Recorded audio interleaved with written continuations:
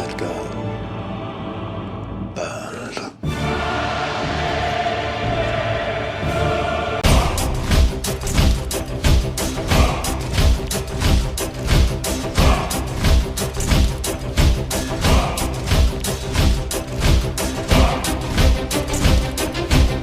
Halo Sobat Baku Hantam. Bagi orang Inggris pada abad ke-15, Joan of Arc ini adalah seorang perempuan gila dan sesat. Ia dianggap sebagai orang yang lancang karena mengaku bisa mendengar suara-suara orang kudus yang sudah meninggal. Otoritas Inggris kemudian memutuskan ia layak untuk dibakar. Tak hanya itu, mereka tidak hanya membakarnya sekali, tetapi 3 kali konon katanya nih, untuk memastikan tubuhnya benar-benar menjadi abu yang kemudian dibuang ke sungai Seine di Perancis. Jane ini adalah korban kejahatan perang 100 tahun, perang terbesar pada abad pertengahan yang terjadi pada 1337 hingga 1453. Awalnya siapa sangka seorang gadis berumur 17 tahun dapat mengubah nasib suatu bangsa. Dari rekor Prancis yang terus-menerus kalah perang selama belasan tahun hingga kemenangan besar pertamanya terhadap Inggris. Padahal Joan of Arc ini tumbuh besar secara normal, tidak pernah berhubungan dengan perang ataupun menerima pendidikan militer. Suatu hari dituntun oleh visinya, Joan pergi ke Evauclair pada Mei 1928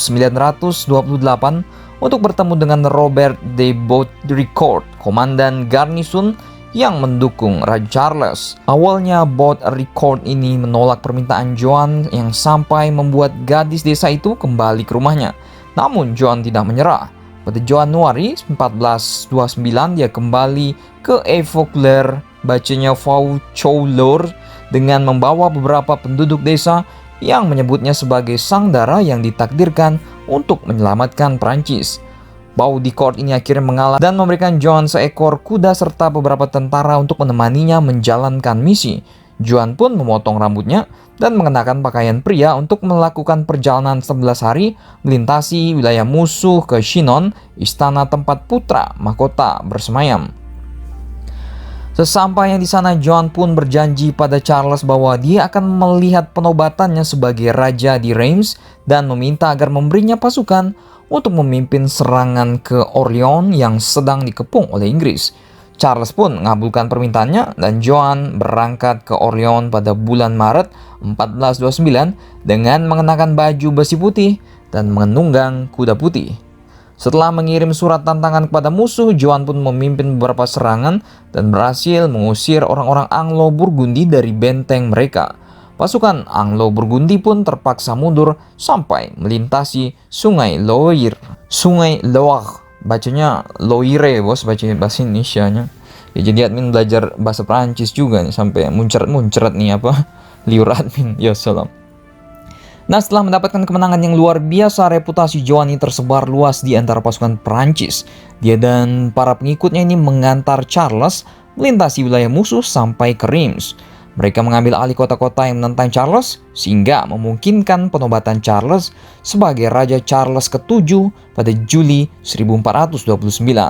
Dan setelahnya, Joan pun berargumen bahwa Prancis harus memanfaatkan keunggulan mereka dengan merebut kembali Paris. Tetapi Charles ragu. Georges de la Trémoille, ini penasihat Charles, ini memperingatkan Charles bahwa Joan telah menjadi terlalu berpengaruh, terlalu kuat.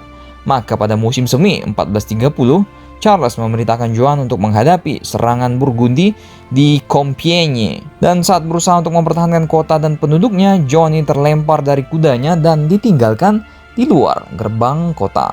Pasukan Burgundi pun menangkap dan membawanya ke kastil yang sedang diduduki oleh komandan Inggris saat itu. Sejak 21 Februari hingga 24 Maret 1431, Joan diperintahkan untuk menjawab sekitar 70 tuduhan terhadap dirinya, termasuk sihir, bid'ah, dan berpakaian seperti pria. Namun dia tetap menjaga kerendahan hatinya dan teguh mengklaim tidak bersalah. Mengetahui kalau Joan ini ditangkap nih, si Charles ini malah mencuci tangan dengan tidak berusaha menegosiasikan pembebasan Joan. Ia berusaha menjauhkan diri dari tersangka sihir agar tahtanya tetap aman, bosku. Dan di pagi harinya pada 30 Mei 1431, setelah setahun ditahan dan diancam akan dieksekusi, Joan saat itu mengalah dan menandatangani pengakuan yang menyangkal bahwa ia pernah mendapat perintah ilahi. Joan yang berusia 19 tahun itu dibawa ke pasar lama Rouen dan dibakar di tiang pancang, konon katanya. Dan sekitar 10.000 orang menyaksikan kematian Joan. Legenda menyebutkan jantung Joan selamat dari api dan abunya dikumpulkan dan disebarkan di Seine. Sekitar 20 tahun kemudian Charles ke-7 ini memerintahkan pengadilan baru untuk membersihkan namanya. Pada 1920, Paus Benedictus ke-15 melakukan kanonisasi atau pemberian gelar orang kudus kepada Joan of Arc. Gadis desa itu telah mengilhami banyak karya seni dan sastra selama berabad-abad dan dia dianggap sebagai pahlawan pelindung Prancis. Selain dianggap sebagai orang suci dan pahlawan, Joan of Arc ini juga dianggap sebagai simbol abadi persatuan dan nasionalisme Prancis sampai saat ini. Menarik bukan? Bagaimana menurut kalian tentang sejarah Joan of Arc ini? Silakan baku hantam kalian di gudang anggur di Prancis.